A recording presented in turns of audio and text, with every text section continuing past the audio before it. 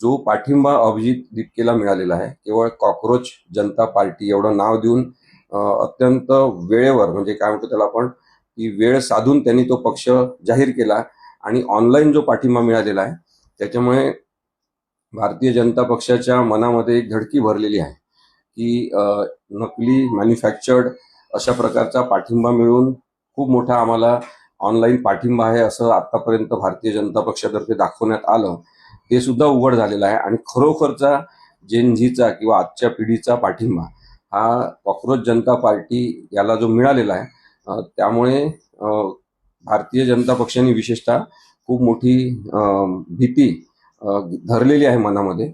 आणि त्या भीतीचं परावर्तन आता कसं होणार 6 तारखेनंतर हे कळेल आपल्याला. त्यामुळे रिॲक्शनरी मोडमध्ये सरकार गेलं तर अभिजित दीपकेला कदाचित एअरपोर्टवरूनच अटक होऊ शकते. न्यायालयीन लढाई लढण्यासाठी अनेक जण त्याच्यासोबत असणार आहेत. त्यामुळे जेलमधून सुद्धा आंदोलन चालवलं जाऊ शकते, हा सुद्धा इतिहास आहे. तर लोकशाही जिवंत ठेवण्याचे प्रयत्न म्हणून अभिजित दीपके हा एक महत्वाचा एलिमेंट ठरेल तर ती चांगली गोष्ट आहे. लोकशाही प्रत्येक वेळेस करवट बदलली पाहिजे, म्हणजे आपण म्हणतो कूस बदलली पाहिजे लोकशाहीची. नाहीतर एक जो स्टॅग्नंट पणा येतो लोकशाहीमध्ये तो चांगला नाही.